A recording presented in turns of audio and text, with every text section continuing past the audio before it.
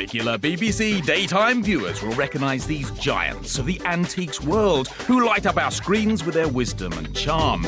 I've more than doubled my money. But what sort of things do our experts get up to when they're not on the telly? Well, we're about to find out, as over the course of 1 week, we'll be seeing one pair of plucky heavyweight dealers face a different daily challenge. Some of those challenges will be familiar territory. Yes! And some will be pitching our experts into the unknown. Bang, bang, bang. They'll be going head-to-head in a battle for profit, showing us how they've risked their own money and reputations by recreating some of their real-life deals. Profit, profit and more profit. And if the stakes weren't high enough already, each expert has a favourite charity that will be benefiting from their profits. The challenge to our experts is clear. Put your money where your mouth is.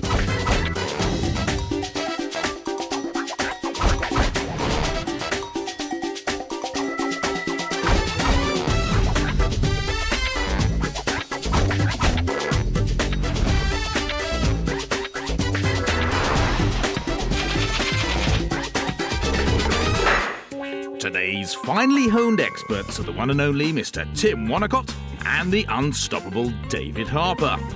Devilish David Harper started wheeling and dealing when he was just 18 years old. Give me the money. And he now makes a living from antiques, property and classic cars. From boot fairs to sale rooms, he's a highly respected dispenser of sage advice on Make Me Rich and Bargain Hunt. The debonair Mr. Wonnacott is a true top dog of the antiques world with an outstanding pedigree. I've seen you admiring my jug. Tim's father and grandfather were both auctioneers, and Mr. W joined a top auction house in 1978 before leaving to set up his own brokerage business. He's regularly on the road with the Antiques Roadshow and is the master of ceremonies of Bargain Hunt. We have the experts, they have the knowledge, the contacts, and a fierce desire to win. So without further ado, it's time to find out the aim of today's game. Dougie-do. Oh, Timbo, how are you? Very good, thank you. Looking dapper as ever. I just cannot compete with the master. Really? This is a golden envelope. As ever. I'm going to swap it with you, Shall I go first? if you like. OK. Let's see what we have. OK, Tim and David, that's you and I. Your challenge is to spend up to £1,000 of your own money. You must then resell what you purchase with the aim of making as much profit as possible, as ever. Do you want to have a look in mine? See what it says. OK, you've shown me yours, I'll show you mine. All right. Here we go. This is your free-for-all. Oh. Ooh. You can buy whatever you like, wherever you like. Oh. The winner is the presenter who makes the most cash. Hang on, so we can buy anything. It doesn't have to be antiques. Oh, I don't know about that.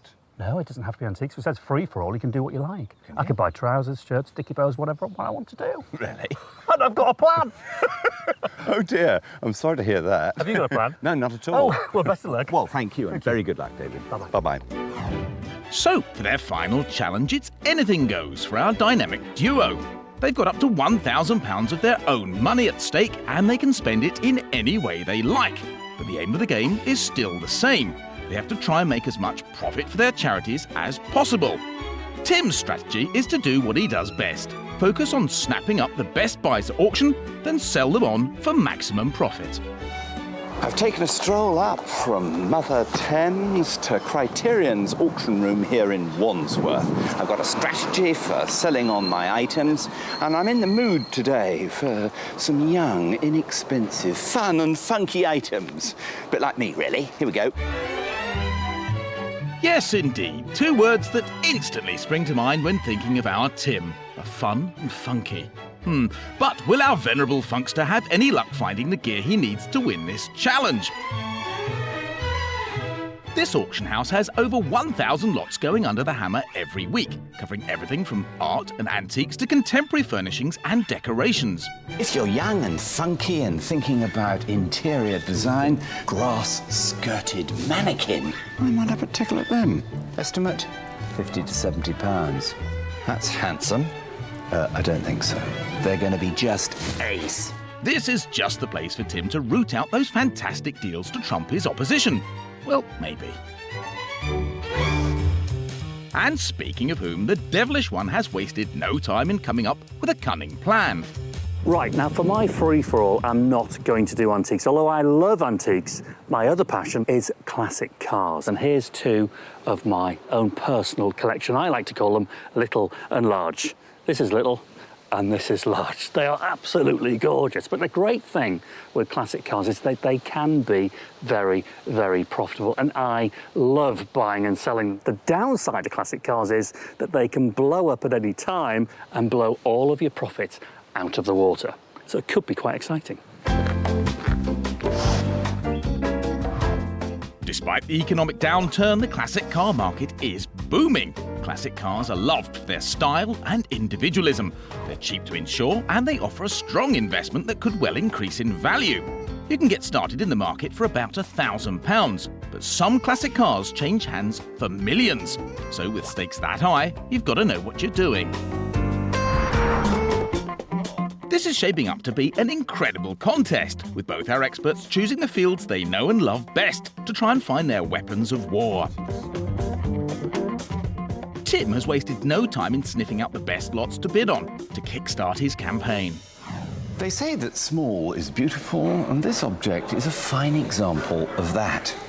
Normally, when you look at a wardrobe, you think of some enormous late Victorian structure, perhaps. Here we've got the late Victorian structure, but in miniature. It dates from the 1870s. You can see the influence of Japanese design with these little cortamon in the corners of the panelled doors. It's got the traditional wardrobe-looking mirrored door in the middle. On this side, if I open up that door, we've got a series of drawers, very nicely made drawers, look, all in ash. And what would you have used this for? Well, probably it would have been set up in your dressing room, literally next door to the full-sized wardrobe, and you could have stored in the drawers all your little bits and pieces, cufflinks, studs, pins, private papers. Miniature pieces of furniture are desirable. This, I think, is a super thing.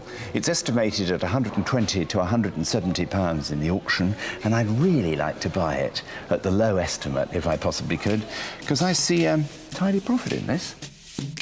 And profit is the name of the game, Tim. But over at Harper HQ, the grey matter is also in overdrive. Well, I've made my decision, I've made my bed. Classic cars it is, but I haven't got one at the moment to sell for this show. I've got £1,000 to spend, but I ain't got a car. It's getting dark, all the dealers are closed, all the shops are closed. But the great thing is, the internet is open 24 hours a day, and if you can scour that thing and look for the adverts that are badly written and badly presented, there are bargains to be had. Nice cup of tea, sat in front of the computer, searching for classic cars. What more could I ask for? Well, David's certainly easily pleased. But back at the auction house, Tim is looking to make some naked profit. Here we've got a handsome figure of a man that was created by an artist who could only be called Ball in the singular. And the value of Mr. Ball's masterpiece, well, that would be £40 to £80. Naturally. Another lot lined up, and in no time, Tim has sniffed out another bargain. One of the biggest hooters ever seen on British television. How about that?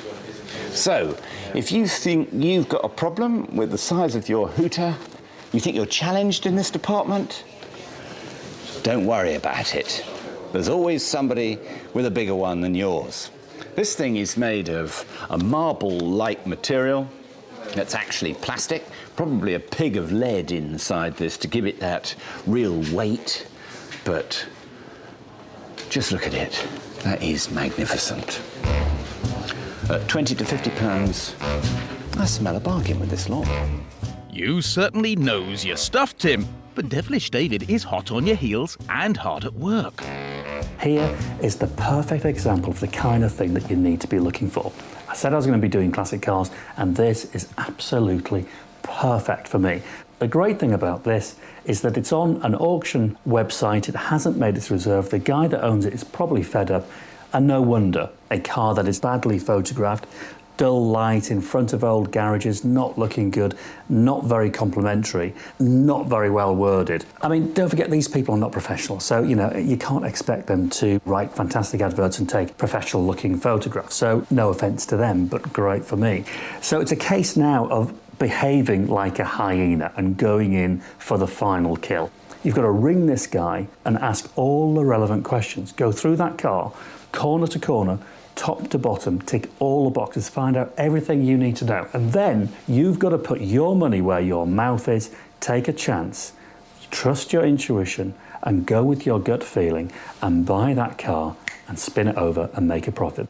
So David is ready to take a huge risk to make some money. But he's not the only one focused on profit.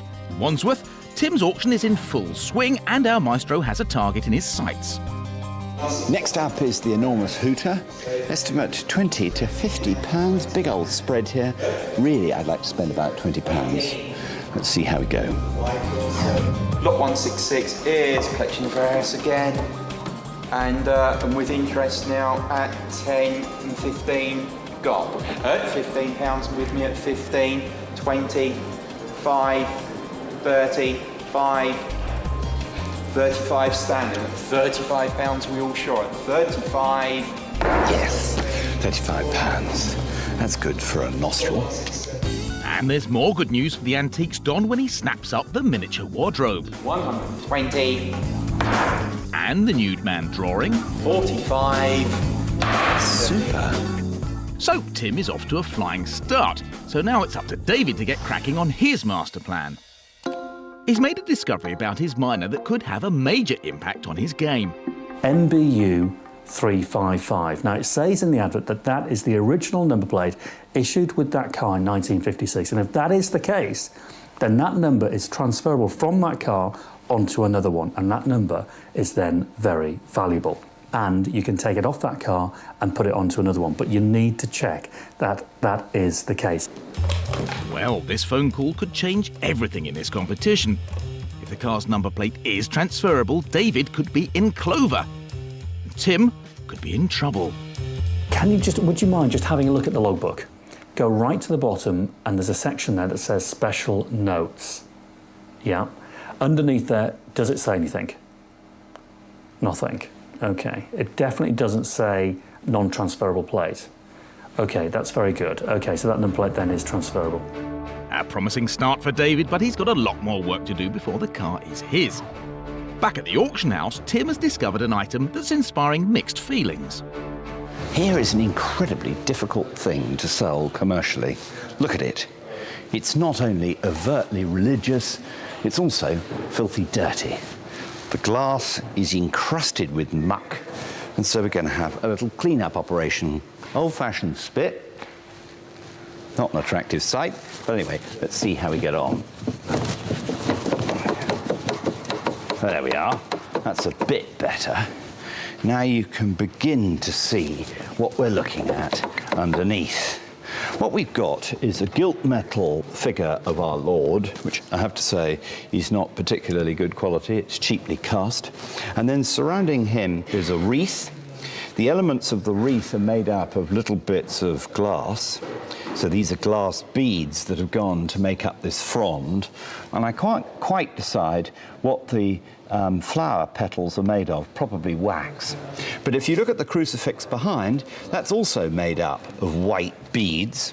And the whole thing has been set in an elaborate recessed frame, which is filled with black plush.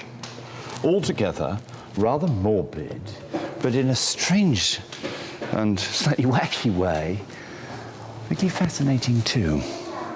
It's estimated at 20 to 50 pounds, and I think the auctioneer will absolutely struggle to sell this for a £5 note, which is where we might get lucky. And from the unusual, Tim moves to the just plain strange. Fancy something surreal? Try that on for size. Look at that. Salvador Dali, eat your heart out. Catalogued as being Russian. There you go, look, it's got TA there. That's Welsh for thank you, tar. 90, presumably 1990.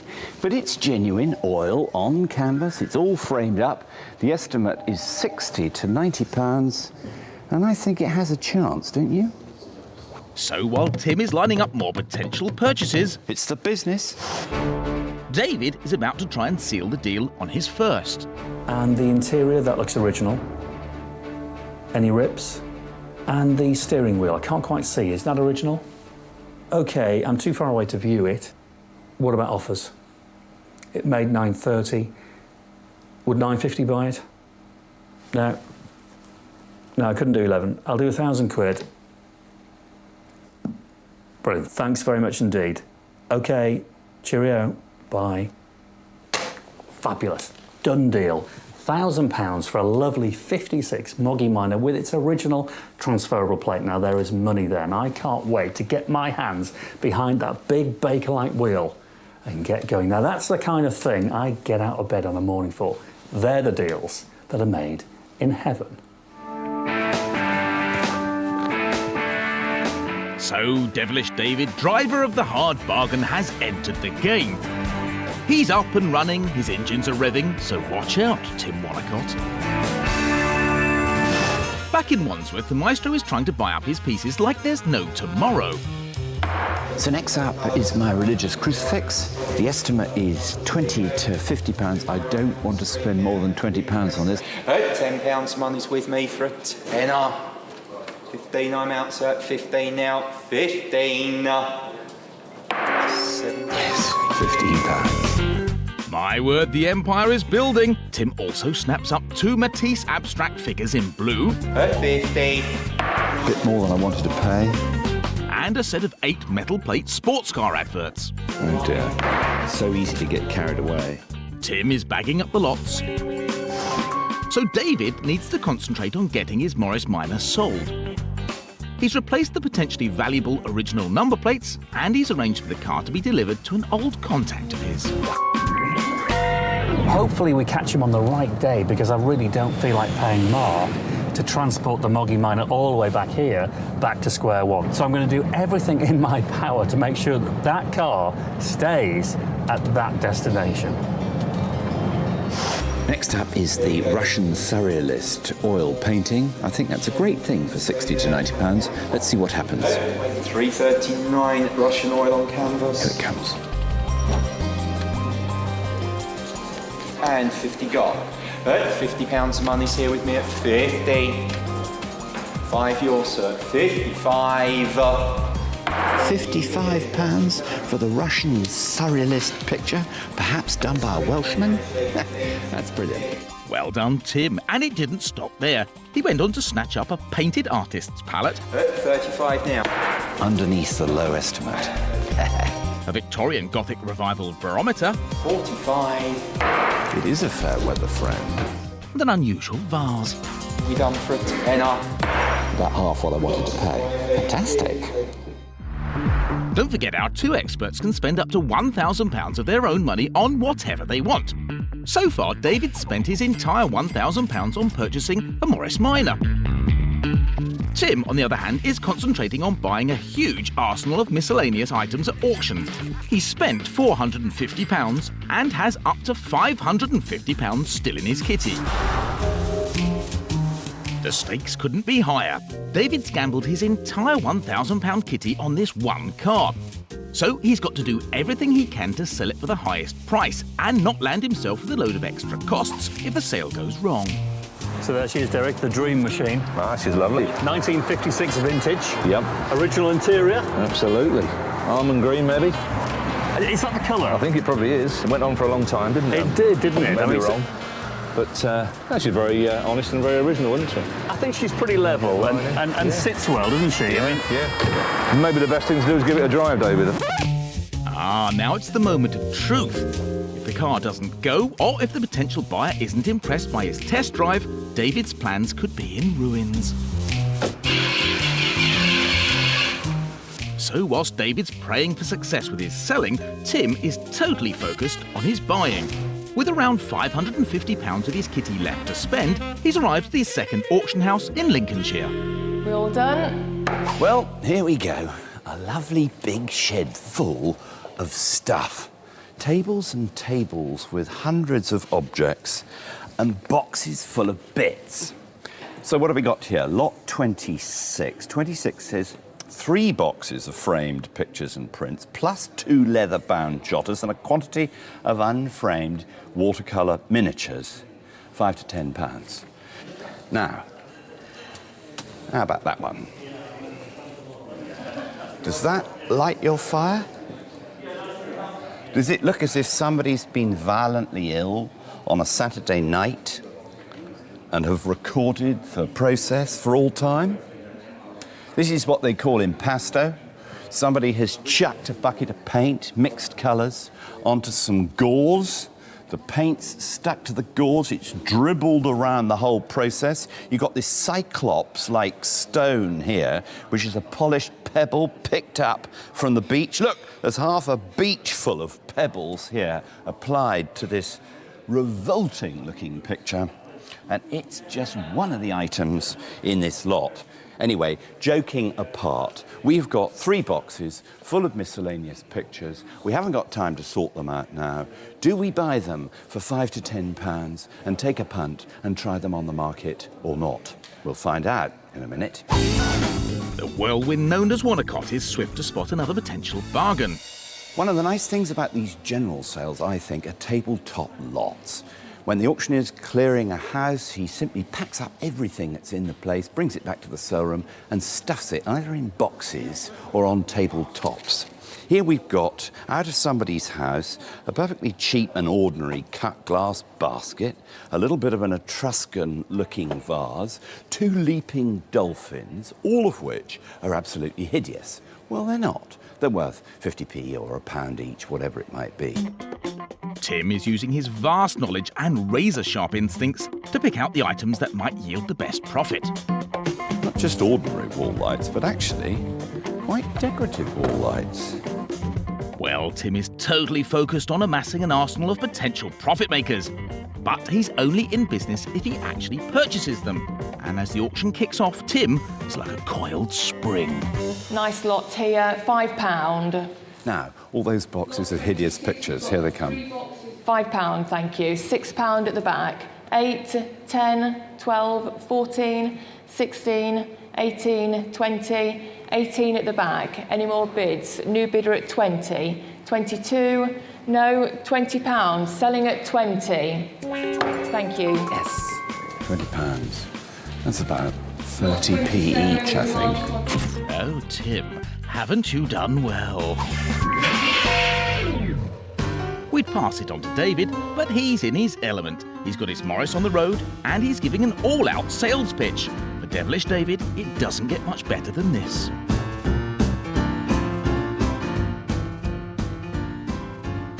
They do put a smile on your face, these cars. They're don't smiling cars, Yeah, they are, you. absolutely, yeah. It's, we notice that all the time. We drive them obviously constantly, and you perhaps go past a bus stop with all age groups on. Almost everyone smiles. It's great, it's absolutely lovely. And you get a little wave occasionally, yeah, it don't gives you? people a lot of pleasure, doesn't it? And we derive a lot of pleasure from it.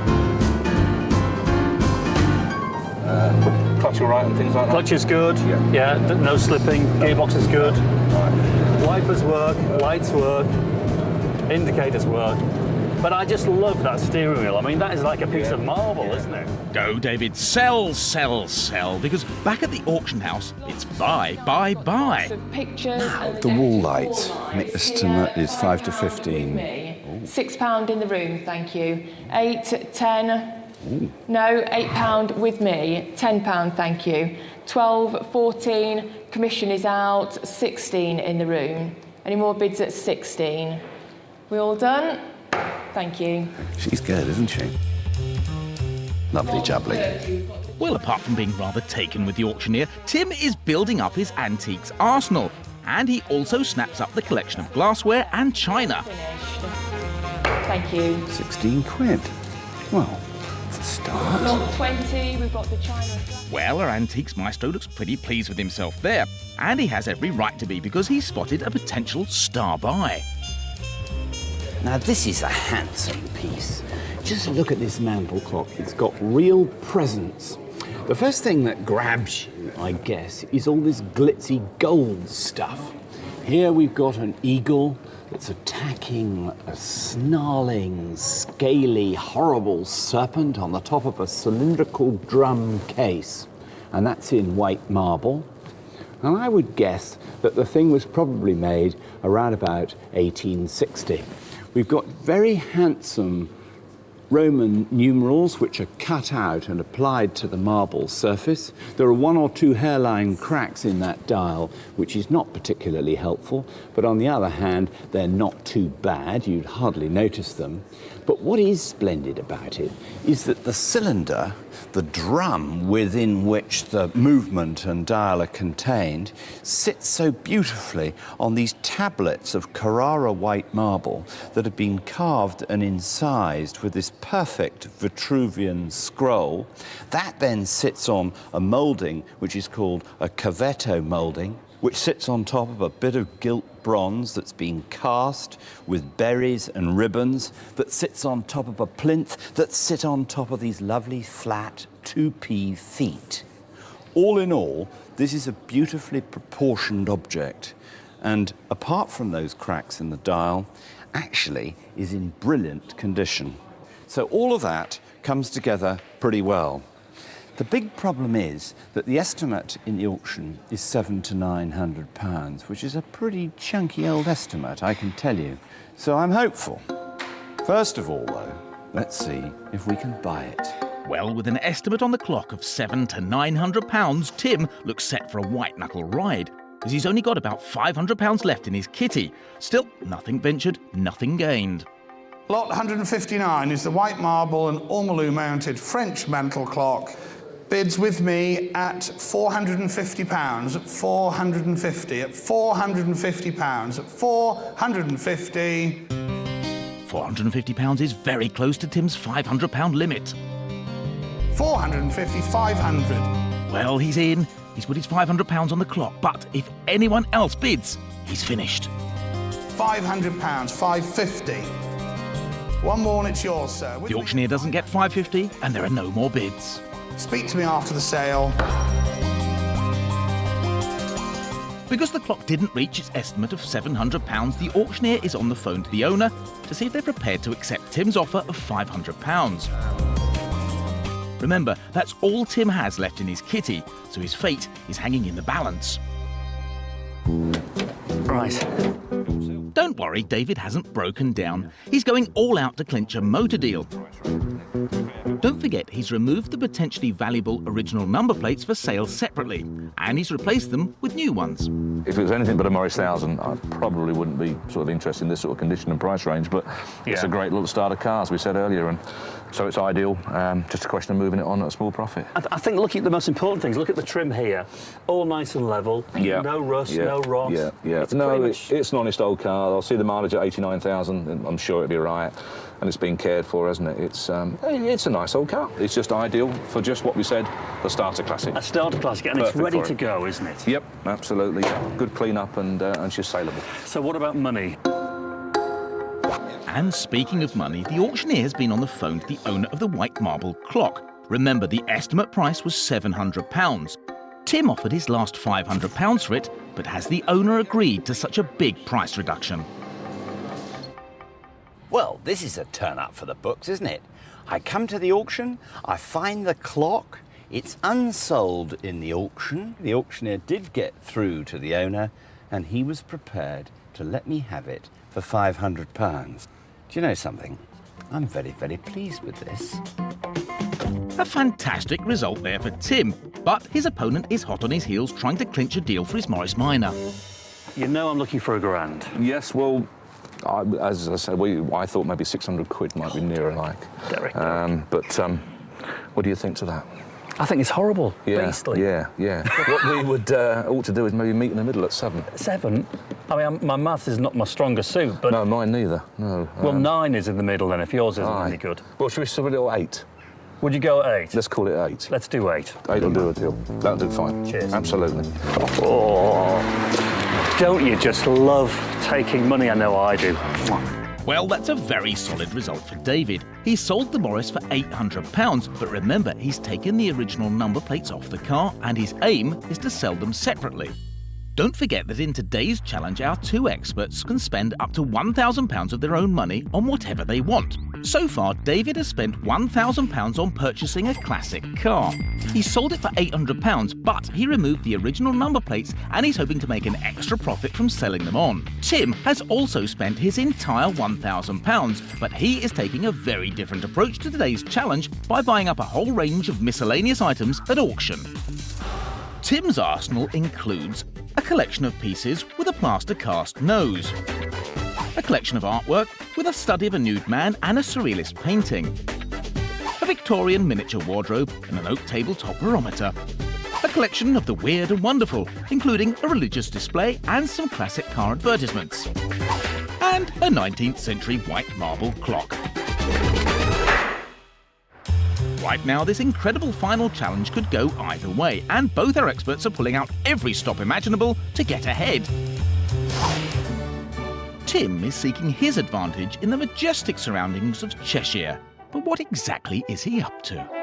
Oh, this is very grand, isn't it? Actually, there's nowhere grander in Great Britain. The River Dee, which you see behind me, meanders through the estate of the richest man in England, the Duke of Westminster. And I've come here to Cheshire to try and sell him this, which I found in an auction last year. Hold on a minute, Tim. You bought that last year? Last year, I paid £120 for it. It's a yacht's telescope, and it's inscribed S.Y. Cutty Sark. Now, once upon a time, one of the Duke of Westminster's relations owned a yacht called the Cutty Sark. Well, this is all very nice, Tim, but we hope you're not planning on selling it. I'd like to sell it to him, make a fat profit for put your money where your mouth is, which would be Pisa. Let's go meet him, shall we? Yes, but it's not in the rules, Tim. You can't try to dust off pieces you bought a year ago and try and include them in this competition. But it looks like Tim's not the only one who's decided to stray from the rule book. Back at Harper HQ, Devilish David has also been looking for a way to get one up on his opponent. And he's found something that he really loves. A late MGB Roadster about 1980 with the rubber bumpers in brown. No one's going to like brown? Well, I love brown. No real pictures of the car with its roof down. That is a soft top. You've got to sell that car based around it being a convertible. He's selling a lifestyle. So, here we go. We'll give him a call. See how fed up he is. Let's hope he's very fed up. Remember, David has already spent his £1,000 kitty on his Morris Minor, so he's intending to dip into his own pocket to purchase the MG. And like Tim, he's breaking the rules of the game. And speaking of Mr. Wonnacott, our maestro is in some esteemed company. He's the guest of the Duke of Westminster, Major General Gerald Cavendish Grosvenor, the United Kingdom's richest man and biggest landowner.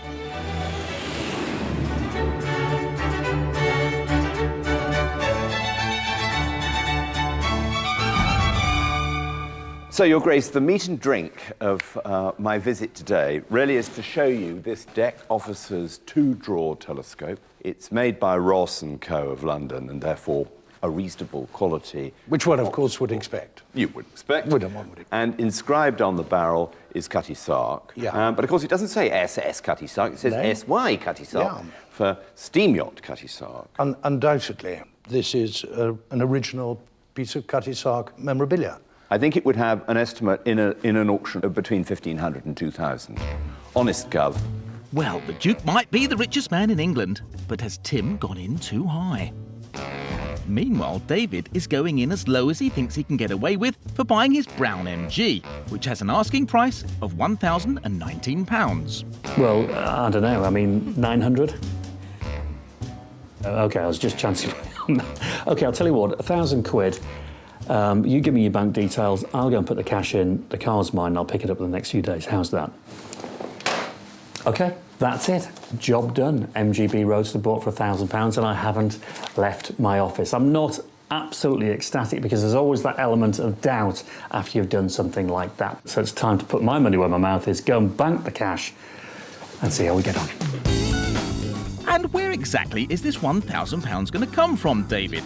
So far, you're actually £200 down on the sale of your Morris. But these considerations don't seem to be stopping the devilish one. He's off to Doncaster to pick up his new MG from its owner, Les.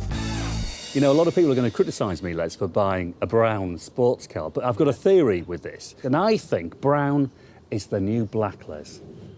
Well, that's an interesting theory, David, that brown being the new black. It certainly is. Well, Les doesn't sound too convinced, but David's clinched a deal, albeit a deal that breaks the rules. So the Put Your Money Where Your Mouth Is Games Masters have a decision to make. Both experts are breaking the rules, so do they pull them up on it or let them carry on? Either way, for now, David has his new MG and he's determined to enjoy it. Wish me luck. You don't need luck with this old bus. Now listen to that sound. The sound alone is worth £1,000 to me. I'm ready for takeoff. Thanks, Les.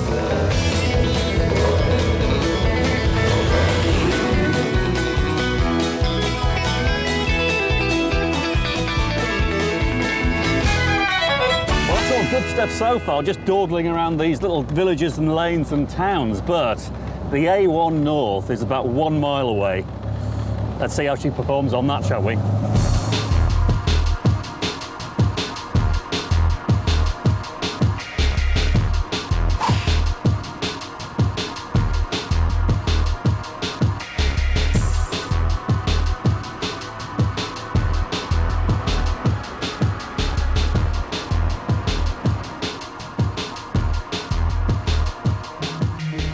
So, from one cheeky rule breaker to another, and Tim is trying to get £2 grand for his telescope from the Duke of Westminster.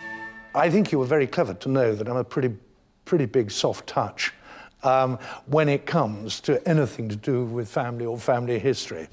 But yes, not guilty, Gov. Well, honest, Gov. But Whilst Tim works hard for a sale, David has hit the phones to see whether any of his contacts might be interested in purchasing his tastefully coloured MG. Well, I'll tell you a bit about it. Well, the colour, obviously, is the brown. And now the race is on. Which one of our cheeky rule breakers is going to be the first to seal a deal? It's anybody's game. I think that, given its condition and the lovely sort of odd bit of dent here and dent there, I would be very happy to reward or try and reward you for your efforts and your intellect and your cleverness and your detective work. Oh, Lord. No, I can't. £1,500 is just... No, I can't. Honestly, I've had calls on the car already. So the best I'll do is I'll meet you halfway, make it 1,700. I give you £3,000 for it. That is incredible. A profit of £2,880. Can David strike back? Wonderful. OK, just sold it. £1,700 blind. So both our brave warriors have sealed big money deals. It's a done deal. But before we all get too carried away, In there. let's just remember that both these deals have broken the rules. I sense some trouble ahead. Hello? Tim Wonnacott here. Morning. It's a phone call from the Put Your Money Games Masters. You found out that I'm about to sell a telescope to the Duke of Westminster. That's quite correct. Actually, I've already sold it to him. What do you mean? It's not permitted. Yes, I'm all done. What do you mean? It's not permitted for me to sell the telescope for the programme Put Your Money Where Your Mouth Is. Well, no, I mean, you said free for all. I could do anything I liked. And I did. Because I didn't buy it particularly for the programme. Hang on, but I did all of that. It's against the rules. I thought this was supposed to be free for all. No? Well, Tim won't mind. Will he? The rules are the rules. So that's it. OK, fine. Thank you very much. Look at all the rules. Apparently, I can only do one car. Good, that sorted that out. The profits made from these sales won't be counted in the competition. But both our experts can still pass them on to their charities. I see no ships. So both our experts have spent their £1,000 kitties. David has made one sale that counts, his Morris Minor, for £800. So he's currently £200 down. Tim has yet to make a legal sale. But it takes more than a right royal ticking off to put a seasoned pro like Mr. Wonnacott off his stride. Tim is still determined to win this competition with the items he is allowed to sell. So, here we are in sunny Cheshire, and I've come to see a man called Derek Raymond, who is the world's leading authority and retailer and restorer of barometers. And I've got my barometer from Criterion Auctions and a little something else to show him. The big question is, will he take the bait? Will he indeed? Remember, Tim bought the barometer for £45. So, is the pressure rising or falling, Derek? Well, it's fairly stable at the moment, Tim. Now, this is the wee piece that I Right. sent you some images of, and I hope it meets with your approval.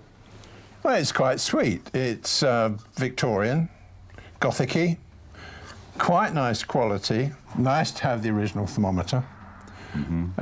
It's also nice that it's got lugs to hold the bezel on, which means they thought about it quite carefully before doing that. Otherwise, you see the screws on the front, which is a bit... So a good quality sign to have the lugs coming through. Good quality, nice thing.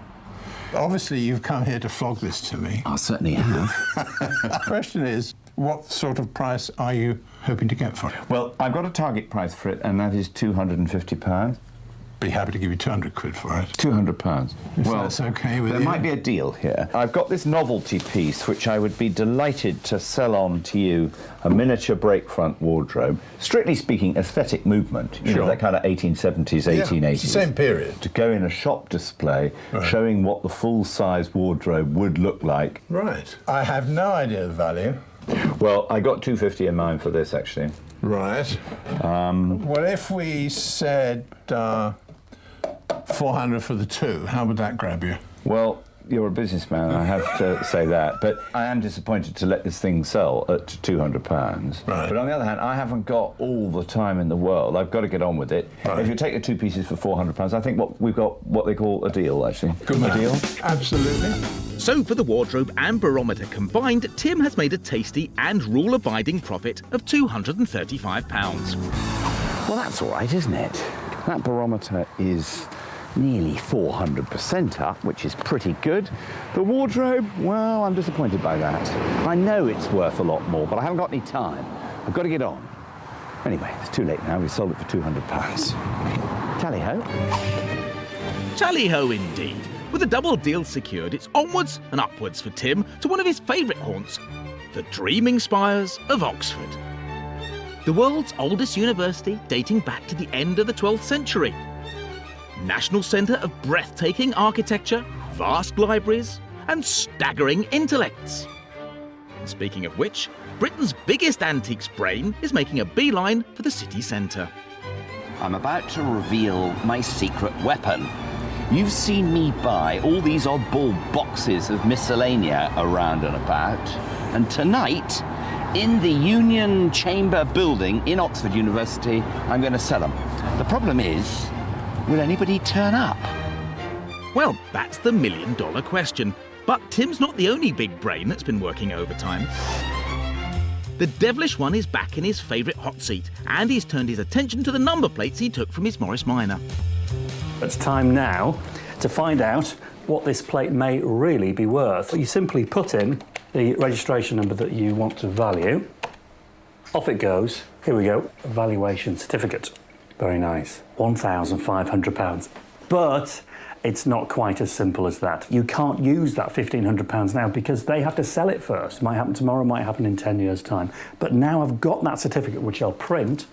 I can then take that to someone, sell it for anything less than 1,500 quid, then potentially if he wants to sell it on, he just puts it on the market and waits for the sale. Now is the time to hit the phone and see if I can get anybody to buy it.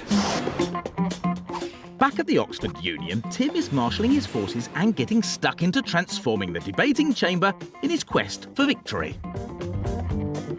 Looking pretty good, isn't it? Now, you'll recognise some of our old friends here lurking around. And the novelty hooter? Lovely. Well, things are taking shape nicely. There's only one problem. There are absolutely no students. We have no buyers. And it's 6:20. Oh dear. So, whilst Tim waits anxiously to see whether he'll get a single buyer turning up, David is winging his way to see an old contact. But it seems he's got a huge challenge ahead. He is the hardest negotiator on the face of the planet. So, please, wish me luck. It's not luck you need, David, it's skill, focus and persuasion. Seconds out, round one. Looking very dapper as usual. Yeah, shame I can't say the same. Very nice to see you again. How's things? Well, thank you very much. Good, how are you? Good, yeah, good. You've got that expensive number plate. Yes. So what do you think? You know it's a good plate, John, and I tell you what, it takes the year off any car. You know the benefit of that. I mean, that's good news, isn't it? If you can make a Porsche Cayenne look new as opposed to 3 years old. Yes, you're going to need to do better than that, David. This fella has heard it all before. Back in the seat of learning, and Tim has finally some potential buyers turning up. That's good news, because right now Tim has only made 2 sales and is behind David, who's sold his car. The moment has finally arrived. The moment critique. We're on the edge. It's actually going to happen. Our own auction for Put Your Money Where Your Mouth Is. Observe the master. Ladies and gentlemen, please. Isn't that marvellous to have a bit of hush? Thank you to the union for having us. Most people that go to auctions get terribly frightened because they think they're going to pay a lot of money. I'm going to be deeply grateful for any bids that you come up with at all tonight. I'm not at all proud. If we get down to 50p's, I don't care. Let's just get it all sold. Can we have the first lot, please, Freddie? Does this picture do something for you? Does it do £10 to you? Remember, this painting was part of a job lot that Tim bought for £20. Yes, I have £10. Thank you very much in the middle. At £10, £12, at £12, £14, at 14, at £14. It's £14, it's with a bow tie. Is that it? At 14, £16, thank you. At 16, at £16 now. Any more? I'm selling. At 16, £18 he's going on. At £18. One more, sir. At £18. No? At £18 and with a bow tie at £18. And that is it. £18 is a great sale for Tim. Thank you very much. And there's more good news when the rest of the paintings sell. And it's sold for £10. Giving Tim a combined profit of £371. Rudolph now. This is a very special painting, as you can see. Tim bought this artist's palette for £35. Can he make a profit on it? What can I say, please, for this? Is it £50 somewhere for Mr. Rudolph's palette? Yes, £10 and somewhere. Let's get going for Rudolph's palette. Thank you very much. £10 I've got at £10, £12, £14, £16, £18, £20, £22. It's a work of art, this. £22 with blue at £22. I'm selling for £22. You all done at £22. Your bid at £22 at 22. All done at 22. And it's sold. Oh dear, Tim's made a loss on the palette of £13. And there's more bad news as the Matisse abstracts. At £40. The pencil sketch of the nude man. Fine figure of man. And the metal car ad signs. You're done at 16. All sell for less than he paid. After a promising start, this is not looking good for Tim. He's still trailing behind David, who's sold his car and is now trying to get a deal on his number plates. OK, let me show you this. This might change your mind. Seriously. Here we go. Evaluation certificate from Reg Transfers. Now, they're a good company. You know them like I know them. But they don't buy numbers, though, do they? No, but they'll sell it for you at 1,500 quid. So I'm thinking maybe you give me 1,500 quid for the plate, bung it on a car. That's going to help the car sell because it adds value, adds interest, makes the car look newer. When the car's sold, put it on for sale with Reg Transfers, get your money back, everyone's a winner. David is desperate to clinch this sale. He spent his entire £1,000 purchasing his Morris, and so far he's only made £800 back from the sale of the car. Back at the Oxford Union, Tim is hoping that his wall lights will switch off his run of bad luck. Now, we've got some wall lights. What wonderful things they'd be to have hanging in your bedroom to put tights, scarves, and other unmentionables on. All you need is 4 nails, and you'd be away. Remember, Tim bought the wall lights as part of a job lot for £14. What can I say? Can I say £10 somewhere for the 4? £10 do I see? £5 if you like. All right, £5, bless you. £6 at 6. At 6, 7, thank you. 8, 9 right at the back. At £9, 10 here in front. At £10 I'm selling for the 4, 11, thank you. 11, selling for the 4, £11. All £12 at the back now. He's come against you, going on or not. I'm selling at 12 at the back. 12, 14 he's come at 12, 14. You've got 4 of them, you know. 4. 14, I've got one more or not at 14. Thank you. 16 right at the back. No more at £16 then. And it's sold right at the back. Too late, I'm afraid.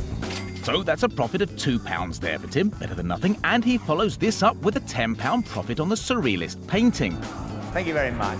An £18 profit on the unusual vase. You all done at £45. And it seems Tim's instincts were right when he bought the religious display of the crucifixion. And it's sold.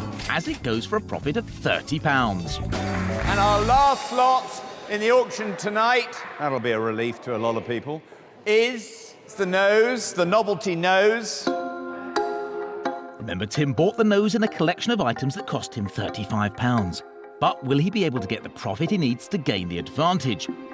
Right now, this game could go either way as our two expert dealers dash for the finishing line. Look at that. A nice young lady walks in and you give her a personalised number plate, MBU 355. £20 for the contemporary nose, right? £20 I've got, 22, 25, 28, 30, 35, 38, 38 right on the far edge.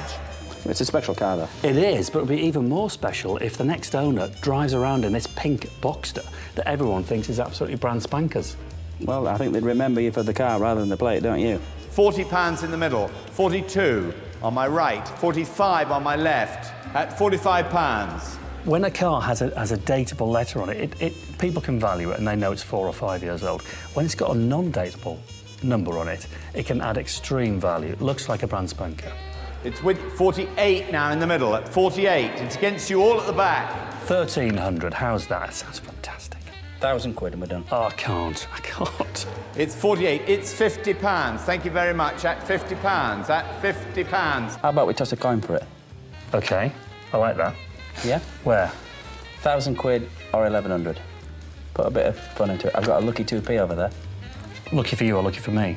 At £50. Any more? I'm selling them at £50. Oh, well done. Yes! Panel 35. So the whole job lot, including the nose, brings Tim in a healthy profit of £72. Basically, I think we've done extraordinarily well. I'm going for a drink. So Tim has the advantage, and if David is going to stay in this competition, it all comes down to the toss of a coin. I love this sort of thing, I love it. But John, can I spin the coin? Of course you can. OK, thank you. Right, you choose, what do you want? Tails. Tails, are you sure? Tails never fails. All right, ready? So if it's tails, it's 1,000. If it's heads, it's 1,100. OK, heads I win, tails you win. Ready? Cool. OK, good luck. And I don't mean it. Can't believe that. John, 1,100 quid? Done. Shall we do it? What a result for David. He gets the £1,100 asking price for the original number plates and takes the lead. That was really, really hard work. John is a king negotiator. But I suppose what I did there effectively was sell an idea. Sell an idea to an ideas man who sells dreams to people with fabulous ideas. But the best part of the deal is I get myself a lucky 2p. With the money from the car and the number plates combined, David has made an incredible £1,900. But this epic contest isn't over just yet. Wily Tim has one final ace up his sleeve. Oh, look at that. That looks splendid, doesn't it? His 19th century marble clock. And he's dropped in on one of his dealer friends to see if he can sell it. Got this brilliant white marble, and the mixture of that and the gilt bronze gives it a really rich look, doesn't it? The million-dollar question. If I'm being perfectly frank with you, I'd be disappointed if I got much less than around £1,000. How does that grab you? Well, it doesn't grab me too well. Did you notice there was a crack in the dial? Well, fine hairline crack. Oh dear, looks like Tim's big sales pitch has hit a huge stumbling block. If he can't get this clock sold for the right price, David will win this competition. We'll find out later if he can pull it back from the brink. In today's contest, Tim spent his entire £1,000 budget. His auction commission will be taken off his profit. His opponent also spent the entire £1,000 on his Morris Minor. Remember, all of their profits will be going to charity, and neither expert knows what the other has made. So, without further ado, it's time to find out who is this week's Put Your Money Where Your Mouth Is champion. David. The end, Tim. Isn't it great? Oh, wow, and it's been fantastic fun, has it not? Very, very good, yes. But this is it, the final reckoning. With the sale of his car and number plate combined, David has made £1,900, giving him a profit of £900. So it's all down to Tim. How much did you make? £977.42p, actually. You've got me. You've beat me on the free-for-all. So after lagging behind, Tim pulled it out of the bag at the last minute by sealing a deal for his clock. Even though I'm very disappointed at £1,000 was what I was hoping for. £700 is a deal. I think it's a fair offer. Thank you very much, Tony. Thank you. And good luck with it. But Thanks I very must much. say, I think it looks magnificent. Netting a profit of £200. Oh, great. But who is the overall winner of this week's competition?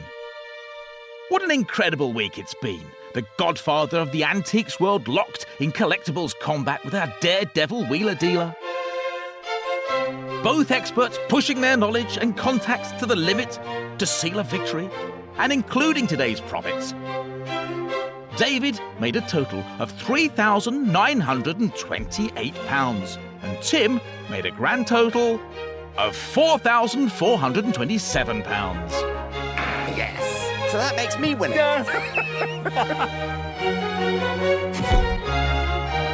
Very good. Hasn't it been good fun? Oh, wonderful. Wonderful. I had a great time, and thank you very much indeed. Tim and David might have made things look easy this week, but they both worked their socks off and used their extensive list of contacts and skills to make thousands of pounds for their chosen charities. For the Door of Hope, offering help to children in Romania and Bulgaria in children's homes and orphanages, that money will go a very, very long way. St Catherine's Hospice, which is a very well worthwhile cancer charity here in Sussex, will be grateful for their New Horizons Appeal Fund, and Refuge, a charity for battered women, I should think and hope will be over the moon. Well, that's 3 great causes that will benefit from our experts' efforts. They've both pulled out all the stops, and I think it's fair to say that they've proved beyond all doubt that they know how to put your money where your mouth is.